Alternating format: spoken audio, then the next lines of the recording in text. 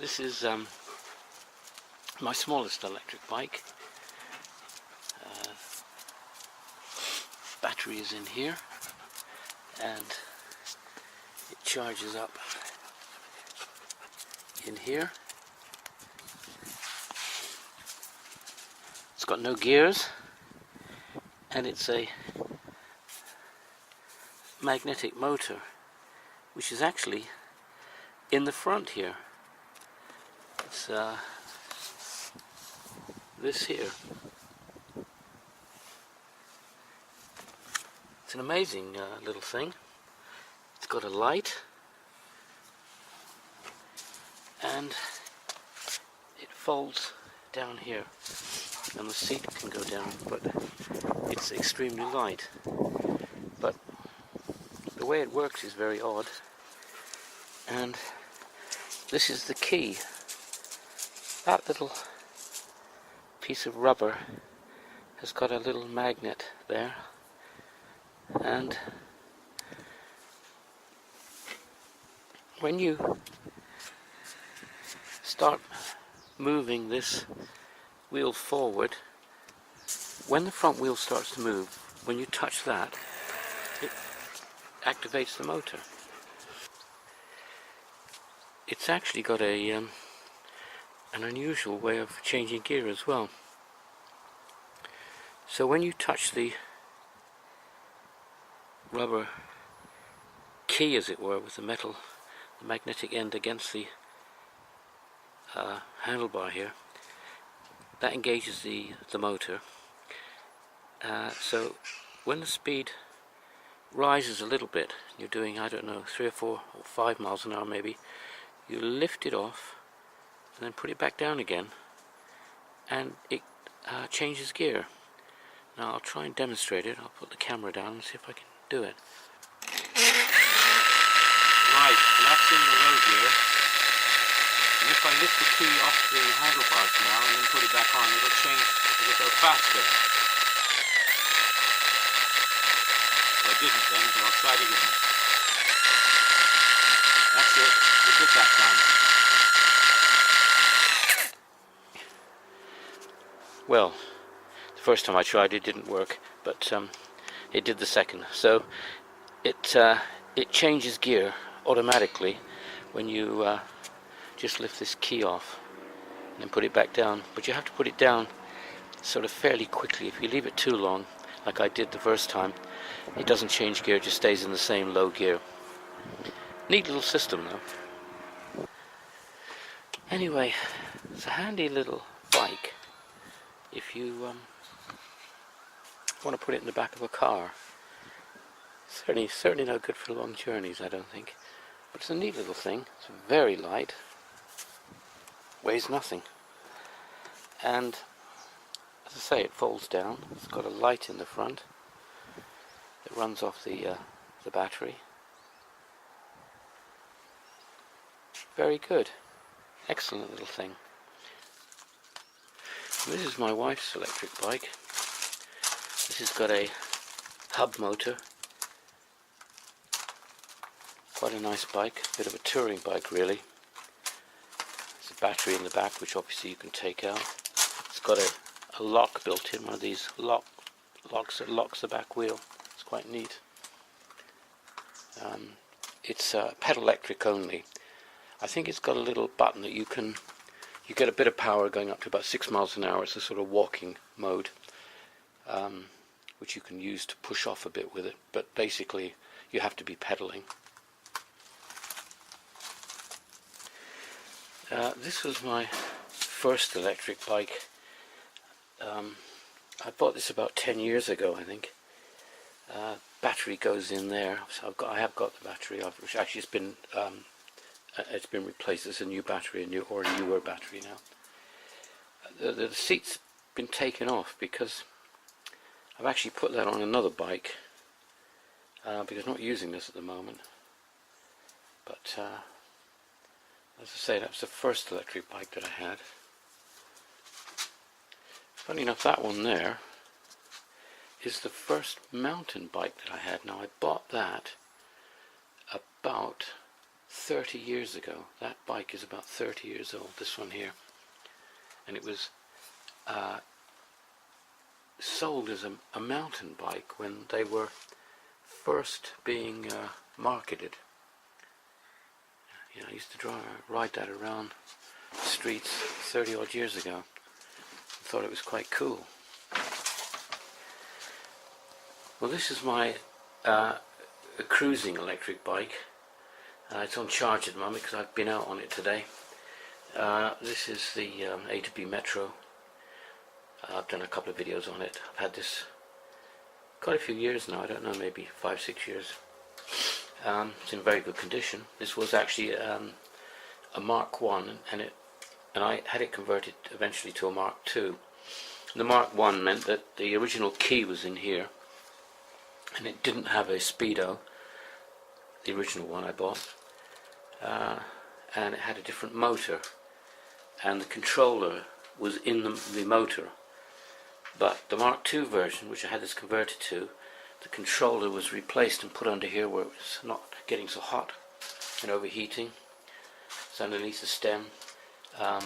It came with the Mark II system came with the speedo here, so it improved the bike. So it converted the old, and the key is up here now, rather than down here where it used to get kicked. So this is a Mark 1 frame that's been converted to a Mark 2. There's two batteries in it. One is in the stem here. This is part of the frame. That's what I'm charging up actually. And then the other battery is this one at the back here. I get about 20-25 miles out of each battery, depending on how you're riding it. It's a very heavy bike, very heavy. You can ride successfully though with it without pedaling. You do about 20 miles on each battery easily without pedaling, even up hills. It's a 500 watt motor, so that's a 36 volt batteries. Very comfortable bike. You've got suspension at the front and suspension on the back. Very soft, comfortable seats. It's just a lovely bike to go cruising on, and it cruises easily, just around 18 to 20 miles an hour without pedaling. So, because you've got a throttle on this one. I mean, obviously they don't sell them now with throttles, but this at the time this had a throttle. So that's your throttle, and it's got, I think, 9 gears which you change on this system here. That's the gear change. But my latest electric bike is this one, which is a mountain bike conversion kit. I bought it as it was, or is. This is a 1000 watt, 48 volt bike. This one's good for about 38 miles an hour. It's quite a nice bike to ride, actually. Very, very comfortable. Very nippy. A really good off-road bike. So legally, I mean, you can only ride this now off-road. But it is a lovely bike. The battery is there, the controller is in here. This one has a thumb throttle. So it is a throttle bike as well. You can run that completely off the throttle, or you can run it off the pedal electric. So it's both. And let's just turn it on a minute. Right, so that's on. Push this middle button for a few seconds. It powers up. Got full power. This is the amount of assist that you're getting, which you can increase by pushing this button. So it goes up to 5 different levels. So on a pedal electric, that's the most power you can get, and virtually it runs away with itself on that one. I tend to have it down on 1, and then it gives you the minimum amount of assist, but you can change gear, and your gear changes are here. you can turn it down and go up. So your changes are there and there.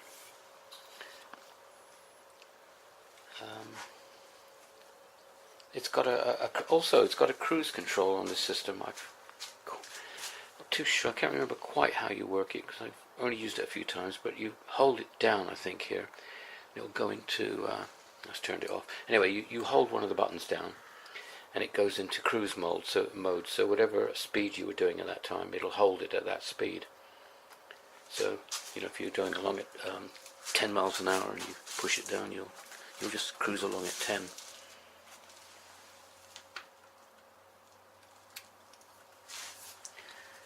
So that's a bike for messing around.